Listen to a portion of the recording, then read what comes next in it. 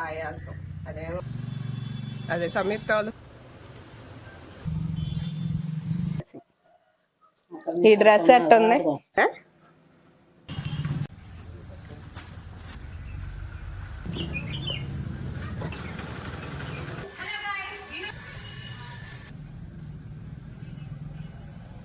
Hi అందరికి. అమ్మ అయితే నిన్న వచ్చారు కదా, అమ్మ మా వారైతే మార్నింగే చీటీ రాపించడానికి అయితే వెళ్ళారనమాట. ఇక నేను వచ్చి సంయుక్త కోసం లంచ్ బాక్స్ అయితే ప్రిపేర్ చేస్తున్నాను. చిక్కుడుగాయ కర్రీ అయితే ప్రిపేర్ చేస్తున్నానండి. నిన్న అమ్మ వచ్చాక చిక్కుడుగాయలు ఈనెలు తీసి చక్క శుభ్రం చేసి అయితే పక్కన పెట్టింది కదా. సంయుక్త అనేమో టమాటాలు వేస్తే అసలు ఒప్పుకోవట్లేదు. నాకు టమాటా వద్దు వద్దు అని ఒకటే మారం చేస్తుంది. కానీ కర్రీ నార్మల్‌గా చేస్తే మనకేమో కలుపుకొని తినటానికి ఏమి ఉన్నట్టు అనిపించదు. సో, అందుకోసమే నేనైతే ఒక 2 చిన్న టమాటాలని కట్ చేసుకొని అయితే వేసుకున్నాను. మీరు ఏ కర్రీలోకైనా కొంచెం అల్లం వెల్లుల్లి పేస్ట్ అలాంటివి వేస్తారా? ప్రతి కర్రీ అని చెప్పను గానీ, దొండకాయ, ఇలా చిక్కుడుగాయ, బీరకాయల్లోకి మా అమ్మకి అస్సలు నచ్చట్లేదు. "నువ్వు అల్లం వెల్లుల్లి పేస్ట్ ఎయ్యి మాకు నార్మల్‌గా వండేసేయి" అంటుంది. కానీ ఎందుకో మా వాళ్ళు అలా అలవాటయిపోయారండి. నేను ఒకటే చెప్పాను ఇక అమ్మకి, "నువ్వు వెళ్ళొచ్చిన తర్వాత భోంచేసి మళ్ళీ హాస్పిటల్‌కి చూయించుకోవటానికి ఎళ్ళేటప్పుడు చికెన్ ఉంది ఏసి పెడతానమ్మా చక్కగా తినేసేయి. ఇది మాత్రం ఇలా వండకపోతే పిల్లలు తినరు" అని చెప్తే, సరేలే అనేసి అయితే అందనమాట. ఇక అంతలోకి షాప్‌లోకి గూడా వస్తే నేనైతే షాప్‌లోకైతే వెళ్ళానండి.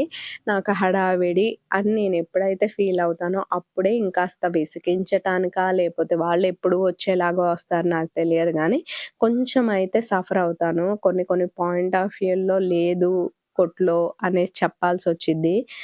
ఎందుకంటే కొంచెం ముందు లెగటానికి చలికాలం అయి ఉండేసరికి ఒళ్ళుకి బద్ధకం అనే ఒక రోగంలాగా తగులుకుంటుంది గదా! సో, అందుకోసం అనేసనమాట.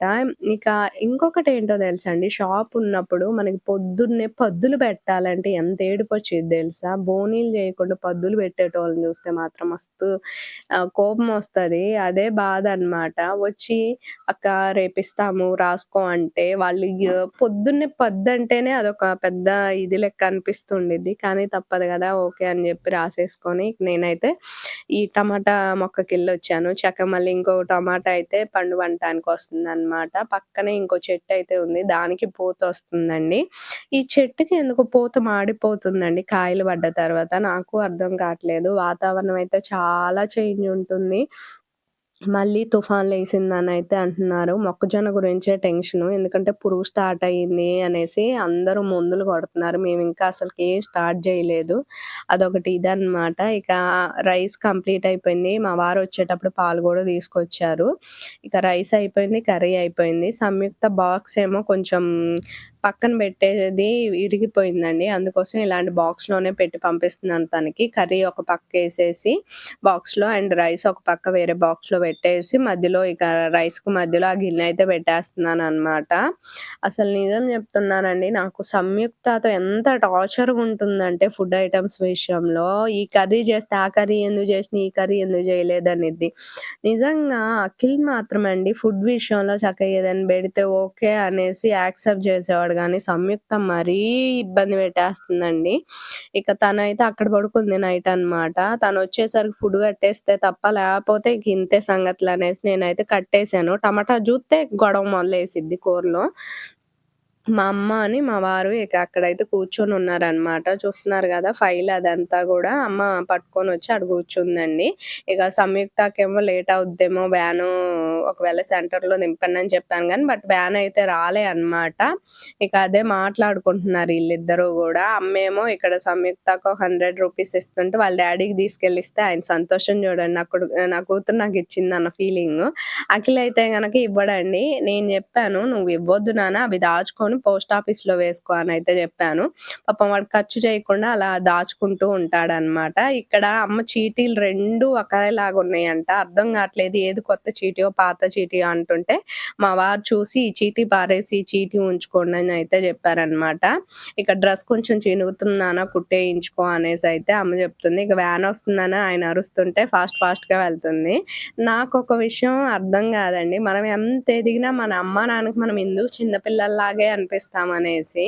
ఇక పెళ్ళయ్యాక కూడా వైఫ్‌ని తిట్టాలన్నా ఇబ్బంది ఉండదు, పిల్లల్ని కొట్టాలన్నా ఇబ్బంది ఉండదు. అదే విధంగా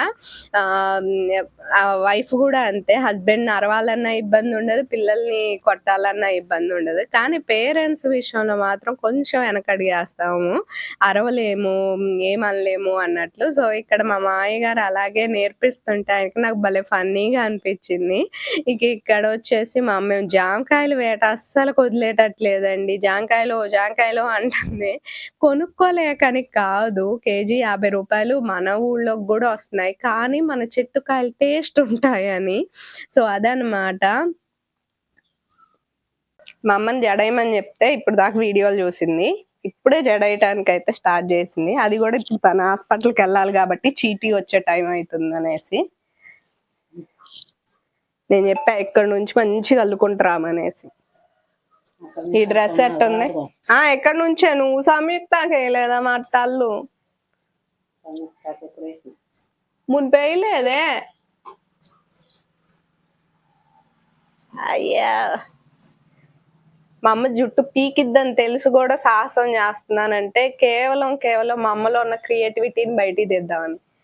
అంటే నాకు రాదుగా, ఎలాగో మా అమ్మకు వచ్చుగా అని చూపించడం కోసం అంతే. ఒకటి జడ నేర్చుకోవాలంటే ముందు ఇలా ప్రశాంతం కూర్చునే మనుషులు కూడా ఎదురుగా ఉండాలి. మా సంయుక్త అయితే కొంచెం నిదానంగామా ఎందుకు నడుతున్నావు అంటే మా సంయుక్త ఇంకొంచెం ఎక్కువ అరిసిద్దని చెప్తున్నా అంతే.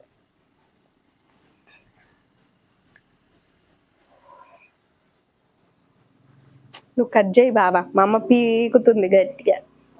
ఇవి 20 సెకండ్స్ వీడియోలో కొంచెం స్లోగా చూపించావు చూసినావా, ఫ్యాబ్రిక్ పట్టుకొని కలర్ని.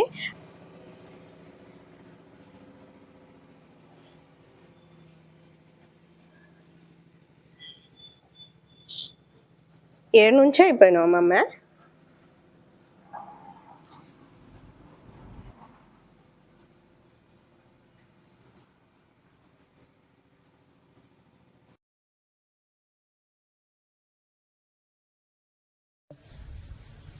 చేసా అట్టే ఉండు కాళ్ళకుండా.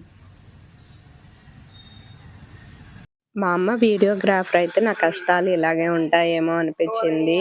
ఇక వెళ్ళేటప్పుడు కూడా అక్కడ ఏదో జాంకాయ పడి ఉంది, లోపల పెట్టానైతే చెప్తుందన్నమాట.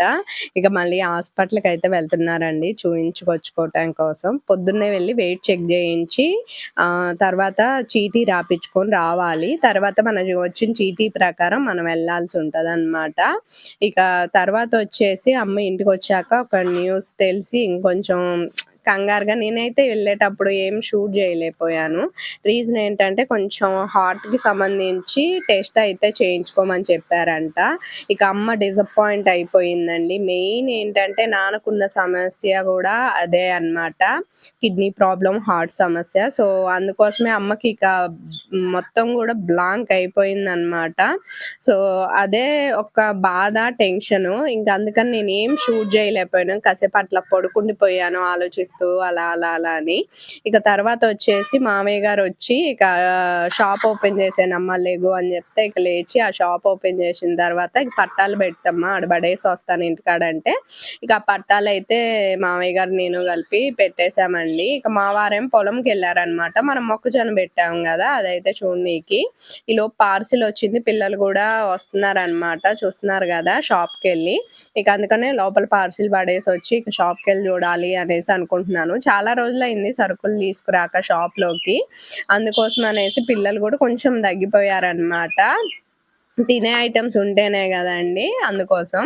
ఇక అగారో నుంచి నేను ఇక ఈ కళాయి అయితే తీసుకున్నానన్నమాట. చెప్పాను కదా నేను స్టార్ట్ చేస్తున్నాను అగారో నుంచి చిన్న చిన్న ప్రొడక్ట్స్ నిదానంగా తీసుకుంటూ ఉంటానని. అలాగే ఇది కూడా తీసుకున్నానన్నమాట. ఈ డ్రెస్ ఎంతమందికి నచ్చిందో ఖచ్చితంగా కామెంట్ చేయండి. కమింగ్ సూన్ మన ఛానల్లో కూడా ఇలాంటి డ్రెస్సెస్ అయితే రాబోతున్నాయి, పార్వతి కలెక్షన్ని. ఎవరైనా ఫాలో అవ్వకపోతే ఖచ్చితంగా ఫాలో అవ్వండి. నేను ఇది అయితే గనక స్టిచ్ చేయించుకున్నాను అనమాట, ఫ్యాబ్రిక్ కొని ఇన్ని మీటర్స్ అనేసి. సో సో, అలాగే నేను మంచిగా మీకు అందించాలి అనేసి కస్టమైజ్ చేద్దాము అన్నట్టు ఫిక్స్ అయిపోయాను. ఇక్కడొచ్చేసి మా వారైతే సామాను తీసుకొనొచ్చారనమాట. అవన్నీ గూడా దింపనీకి ఇబ్బందవుతుంది అంటే నేనైతే దింపటానికెళ్ళానండి. నాకు హ్యాండ్స్ అన్నవి ఎప్పుడైనా గానీ ఎల్బో వరకు ఉంటాయి. అయితే కొంచెం పొడుగ్గా ఉంటాయి. బట్ అక్కకి చెప్పాను ఇంకొంచెం పొడుగ్గా పెట్టక్క అనేసి.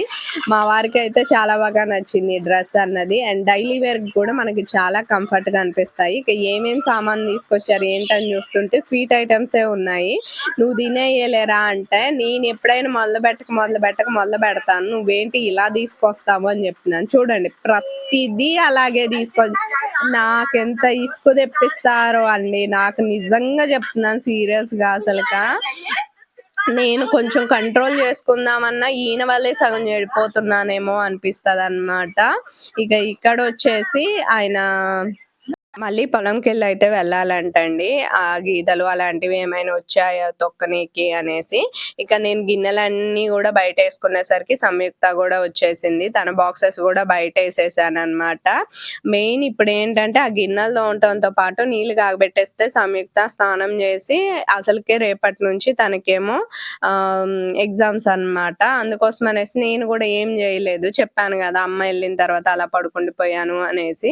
సో, అమ్మకి ఇక ఏ డాక్టర్ దగ్గర చూయించాలి ఏంటి అనేసైతే మాట్లాడుకున్నామనమాట చాలా సేపు. ఇక ఫ్రెండ్స్‌కి గూడా ఫోను చేసి నేను అడిగి తెలుసుకున్నాను. కొంచెం డాక్టర్ గారు ఇచ్చిన రిపోర్ట్‌లు అవి ఇవి పంపించి. సో, చూడాలి మండే గాని, ట్యూస్‌డే గాని సత్పెలో చూయించుకోమనైతే డాక్టర్ చూస్తున్నారు అని చాలామంది అన్నారనమాట. సో, ముందు అక్కడ చెకప్ చేపిచ్చి లేకపోతే ఖమ్మం అలా అనేసి నేనైతే ప్లాన్ జేసినాను.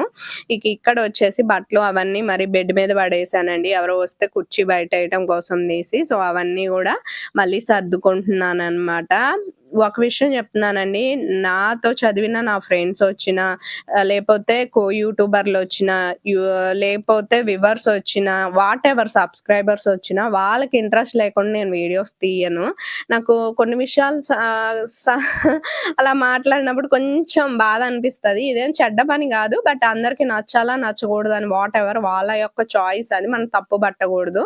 కానీ వాళ్ళకి ఇంట్రెస్ట్ ఉంటేనే నేను తీస్తాను. నేను అడగను వాళ్ళని. చాలామంది అంటారు, "అదేంటక్క వచ్చారు ఇలా అని పెట్టుకోరేంటి" అనేసి. నిజంగా వాళ్ళకి నచ్చకుండా మనం తీస్తే రేపు మనల్ని మందలించే మాట తీరులో గూడా చాలా తేడాలొచ్చేస్తాయి.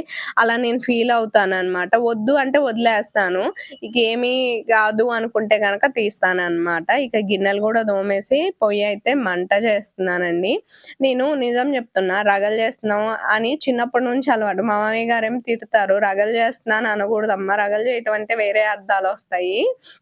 అందుకనే మంట చేస్తున్నాను అని చెప్పాలి" అనేసి అంటారనమాట. అట్లే నా భాషా విధానం కొంచెం మార్పుండొచ్చు. అది చిన్నప్పటి నుంచి వచ్చినియి. కొన్ని పోవనమాట ఎంతకి. సో, అర్థం జేసుకోండి. తర్వాత వచ్చేసి థాంక్ యూ సో మచ్ అండి. మీ అందరూ పెట్టే మంచి మంచి కామెంట్‌లకి చాలా బాగా అనిపిస్తుంది. కానీ ప్లీజ్ షార్ట్ వీడియోస్ రికమెండేషన్ తగ్గిపోయింది. చాలా ఛానల్స్ రావటం వల్ల. కొంచెం చూడండి మన ఛానల్‌లో వీడియోస్ గూడా డైలీ 11, 12, 2:00కి 5:00కి 6, 8 ఇలా నేను అప్‌లోడ్ చేస్తున్నాను. నాకు ఒక్కొక్కసారి ఈ ఎడిటింగ్‌లు ఏం పెట్టుకోకుండా ర్యాండమ్‌గా అప్‌లోడ్ చేసేస్తే పనైపోద్దేమో. వాళ్ళకే వ్యూ బాగా వస్తున్నాయేమో అనిపిస్తుంది. సో, తప్పేం లేదు. వాళ్ళ యొక్క కంటెంట్ వాళ్ళది. సో, మనం గూడా అలా ఫాలో అయితే తప్పేం గాదుగా. యూట్యూబ్‌లో ప్రతి ఒక్కళ్ళు గూడా కంటెంట్ కాపీయే అనే చెప్పాలి. ఎవరికి నచ్చినట్టు వాళ్ళు జేస్తారు. బట్ ఏది బావుంటే దాన్ని చూసుకుంటూ చేసుకుంటా పోవటమే గదా! సో, అట్లనమాట. నేనేమో అమ్మ ఎళ్ళిందా లేదా అని కాల్ చేసేసి మాట్లాడుకుంటూ ఇక్కడొచ్చేసి ఇదంతా కూడా క్లీన్ చేస్తున్నాననమాట స్టవ్వు. స్టవ్ క్లీన్ చేసి మొత్తం ఊడ్చుకొచ్చేద్దాము అనేసి సంయుక్తకి వాటర్ తోడేసాను. మా వారొచ్చారంటే ఇంకా పని కాలేదా అని స్టార్ట్ చేసేస్తారు. సో, అందుకోసమనేసి అమ్మ అయితే డాక్టర్ ఏ రోజులుంటాడు ఏంటి అనేసి కనుక్కొనైతే ఇంటికెళ్ళిందంట. టెస్ట్‌కి ఎంత అయిద్ది ఏంటి అనేసి అదే చెప్తుంది. Please like and share, subscribe. Bye.